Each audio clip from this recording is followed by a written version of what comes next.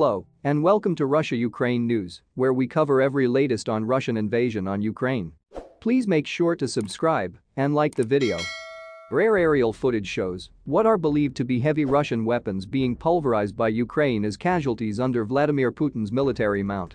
Undated video posted to Twitter by Ukraine's defense ministry on Tuesday, May 10, shows a queue of vehicles near Staryy Saltov in the northeastern city of Kharkiv, followed by an attack on the rear vehicle.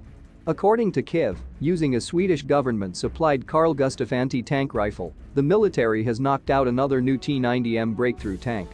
The equipment is the pride of the Russian tank industry. Meanwhile, the Kremlin's offensive is encountering resistance in the Moscow-held areas of Zaporizhia Oblast in southeastern Ukraine.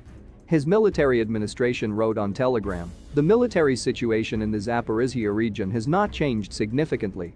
Active hostilities, but it is constantly shelling the positions of our troops with artillery."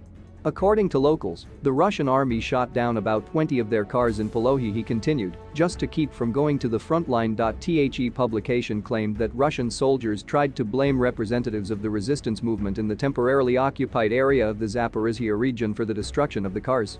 The military administration added, "The moral and psychological condition of the occupiers remains low. There is systematic consumption of alcoholic beverages and desertion."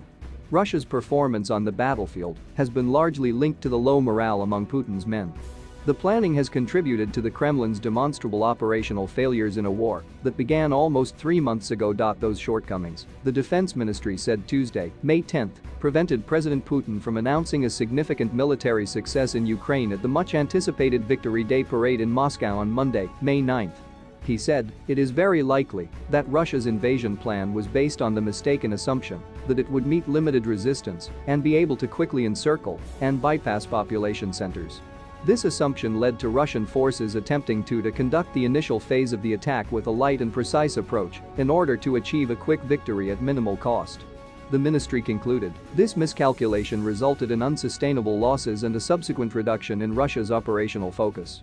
On May 2, the defense ministry said more than a quarter of the 120 battalion units Moscow has deployed to Ukraine are now disabled, a number that represents about 65% of the country's total ground combat force. Kremlin, he stated, some of Russia's most elite units, including the VDV airborne forces, have suffered the highest levels of attrition from Ukraine. Meanwhile, the defense ministry said Moscow's armed forces lost 23,800 troops, 1,048 tanks, 2,519 infantry fighting vehicles, 459 artillery systems, 194 aircraft and 84 cruise missiles. So guys, with that we have come to an end of this edition of the news. Make sure to subscribe if you haven't. Thanks so much for watching. Until next time. Bye.